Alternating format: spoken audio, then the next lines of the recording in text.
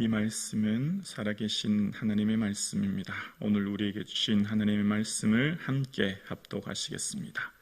그러므로 너희가 이것을 알고 이미 있는 진리에 서 있으나 내가 항상 너희에게 생각나게 하려 하노라. 내가 이 장막에 있을 동안에 너희를 일깨워 생각나게 함이 옳은 줄로 여기노니 이는 우리 주 예수 그리스도께서 내게 지시하신 것 같이 나도 나의 장막을 벗어날 것이 임박한 줄을 알미라. 내가 힘써 너희로 하여금 내가 떠난 후에라도 어느 때나 이런 것을 생각나게 하려 하노라. 우리 주 예수 그리스도의 능력과 강림하심을 너희에게 알게 한 것이 교무히 만든 이야기를 따른 것이 아니요 우리는 그의 크신 위엄을 친히 본 자라. 지극히 큰 영광 중에서 이러한 소리가 그에게 나기를 이는 내 사랑하는 아들이요 내 기뻐하는 자라 하실 때에 그가 하나님 아버지께 존귀와 영광을 받으셨느니라. 이 소리는 우리가 그와 함께 거룩한 산에 있을 때에 하늘로부터 난 것을 들은 것이라. 또 우리에게는 더 확실한 예언이 있어 어두운 데를 비추는 등불과 같으니 날이 새어 샛별이 너희 마음에 떠오르기까지 너희가 이것을 주의하는 것이 옳으니라. 먼저 알 것은 성경의 모든 예언은 사사로이 풀 것이 아니요 예언은 언제든지 사람의 뜻으로 낸 것이 아니요 오직 성령의 감동하심을 받은 사람들이 하나님께 받아 말한 것임이라. 아멘. 믿음의 선배들의 공통점 한 가지는 우리가 이 세상을 살아가는 이 땅은 우리가 이 성에 살고 있다. 벽돌로 지은 튼튼한 성에 살기에 걱정 없다. 이렇게 우리가 살아가는 이 세상은 장막이다. 임시거처다. 텐트다.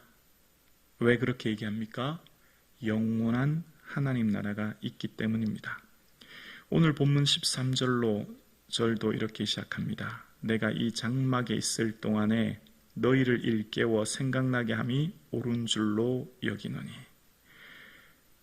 베드로는 지금 이 세상을 살고 있는 자신의 삶을 장막에 있을 동안이라는 겁니다. 성이라고 표현하지 않습니다. 견고하고 튼튼한 성, 비바람을 막아주는 성이 아니라 햇볕이 쬐이고 바람이 불면 낡고 삭는 장막, 텐트, 임시거처라는 겁니다. 이 고백은 바울도 마찬가지였지요. 땅에 있는 우리의 장막이 무너지면 하늘에 있는 영원한 집이 우리에게 있는 줄 아노라. 우리는 위로부터 오는 처소를 덧입기를 간절히 사모하노라. 잠깐 있을 이 땅의 장막이 아니라 하늘에 있는 영원한 집을 매 순간마다 바라보는 것, 이것이 바로 성도의 삶입니다. 우리의 모든 관심은 저 천국이 되어야 합니다. 하나님 나라를 사모하는 거예요. 그래서 우리의 대화의 주제는 하나님 나라가 되어야 되는 거예요. 야, 너 집 전세냐 작아냐, 집값 올랐다 내렸다더라, 친구는 몇 평집에 이사 갔다더라. 우리가 어떻게 세상 사람들하고 똑같이 그렇게 살아갑니까? 아니죠. 우리는 영원히 살고 소망이, 삶의 태도가 바뀌는 거죠. 월세에 좀 살면 어때요? 전세에 좀 살면 어때요? 동의가 잘 안 되시죠? 여러분, 정말 믿음의 선배들은 잠깐 있을 이곳을 장막이라고 생각했기 때문에 지금 있는 이곳에서의 삶에 박해와 고난, 어려움이 닥칠 때마다 늘 하나님 나라 영원한 집을 사모했습니다. 오늘 우리의 자랑은 영원한 집이 될 수 있기를 소망합니다. 영원한 집이 있어요. 잠깐입니다. 영원한 집이 있는 사람은 특징이 있어요. 바로 죽음을 두려워하지 않습니다. 죽음을 준비합니다. 모든 사람은 죽음이 두려워요. 이 세상에서 더 생명을 연장하려고 몸부림칩니다. 하나님 나라 소망 두는 사람은 죽음이 감사하고 설레이고 기쁘고 아멘이십니까? 베드로가 그래서 이렇게 얘기합니다. 14절입니다. 이는 우리 주 예수 그리스도께서 내게 지시하신 것 같이 나도 나의 장막을 벗을 것이 임박한 줄을 알미라. 예수님께서 내게 지시하셨었죠. 부활하신 예수님이 베드로에게 찾아오셔서 베드로의 내가 젊어서는 스스로 띠띠고 원하는 것으로 다녔고 젊어서는 이 원한 대로 살았지만 늙어서는 내 팔을 벌리리니 남이 내게 띠띠우리라. 너의 원하는 대로 삶이 아니라 이제 내가 너에게 원하는 삶을 살아야 될 것이다 라고 하면서 베드로가 어떠한 죽음으로 하나님께 영광 돌릴 것을 가르치심이라. 요한복음 21장 후반절에 나오죠. 어떠한 죽음, 바로 순교의 삶입니다. 그 말씀을 하신 것 같이 주님이 내게 순교하신다고 말씀하셨지? 나도 이제 곧 이 장막에서 벗어날 때가 임박했다. 여러분, 이 말씀을 한번 여러분에게 적용해 보십시오. 저에게 적용한다면 김부기 목사야, 이제 너 며칠 안에 너 죽게 된다. 그럼 여러분 기분이 어떨까요? 하나님, 저 좀 더 살고 싶은데, 저 아직 사명이 많은데, 좀 할 거 많은 것 같은데. 베드로도 그런 말을 했죠. 하나님, 예수님, 그럼 저 사람은 어떻게 되겠습니까? 그를 머물게 할지라도 그게 무슨 상관이 있느냐? 너는 나를 따르라고요. 요한은 어떻게 되겠냐고 질문했을 때 너는 그 사람 상관하지 말고 너는 나를 따르라고 하셨지 않습니까? 요한은 자연사하지 않습니까? 베드로는 순교하고. 마지막 임박한 종말, 여러분 이제 마지막 너 인생 이제 오늘 끝이다. 이제 천국에서 만나자 하면 여러분 기분이 어떻겠습니까? 할렐루야, 할렐루야, 하나님 감사합니다. 이런 태도는 어떤 태도일까요? 전제와 같이 벌써 부어지고 나의 떠날 시각이 가까웠도다. 바울도 그랬습니다. 떠날 시각이 가까웠다. 기쁘고 감사한 일로 표현하고 있습니다. 하늘에 소망 두는 사람의 특징은 죽음이 더 이상 공포가 아닙니다. 두려움이 아니에요. 죽음은 더 이상 우리를 가두는 어둠의 고통이 아닌 거죠. 바로 임박한 하나님 나라를 바라보기에 절망하고 낙담하고 내 인생 왜 이렇게 살아야 되나? 베드로가 입장으로 바꿔 생각해 보십시오. 나는 왜 순교해 예수님? 요한은 아직도 오래 산다면서요.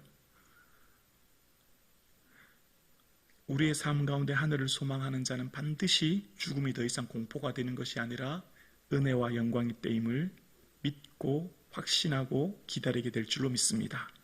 우리는 모든 사람은 반드시 마지막 순간을 맞게 되는 겁니다. 마지막 죽음을 반드시 우리에게 다가옵니다. 죽음을 준비하고 계십니까?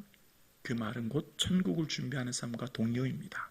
더 이상 우리에게 죽음은 두려움이 아니죠. 그러면서 죽음을 이야기를 들었을 때 낙담하고 좌절하고 죽음에 대한 이야기를 들었을 때 내 인생 왜 이래야 되나 이렇게 생각하는 것이 아니라 믿음의 선배들의 공통적 특징은 죽음이 코앞에 다가왔을 때 남겨진 사람들을 생각하는 거예요. 나는 이제 어디 가지요? 천국 가잖아요. 나는 이제 천국 가는 거예요. 그러니까 남겨질 사람들을 생각합니다. 15절입니다. 내가 힘써 너희로 하여금 내가 떠난 후에라도 어느 때나 이런 것을 생각나게 하려 하노라. 아멘. 내가 떠난 후에 여러분들 이것을 생각나게 하기 위해 제가 이 편지를 씁니다. 저는 이제 곧 이 장막에서 벗어나 주님께로 가까이 갑니다. 여러분 기억하십시오 라고 하면서 이 편지를 쓰는데 그것은 곧 예수님의 강림이에요. 예수님의 재림이에요. 예수님 곧 오십니다. 그 말하기 위해 이 편지 썼다는 겁니다. 16절에 보면 우리 주 예수 그리스도의 능력과 강림하심을 너희에게 알고자 한 것이 교묘히 만든 이야기를 따른 것이 아니요 우리는 그의 크신 위엄을 친히 본 자라. 예수님 다시 오십니다. 이것은 우리가 만든 이야기, 가공물이 아닙니다.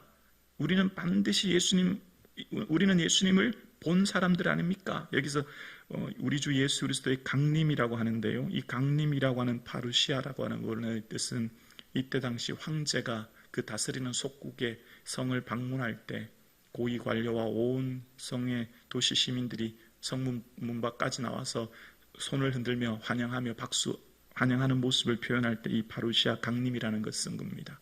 이 베드로는 이 황제의 방문이 그렇듯 우리 주 예수님 곧 오실 그때 우린 영광스러운 날을 맞이하게 될 거다. 그 표현하기 위해 이 단어를 쓴 거죠.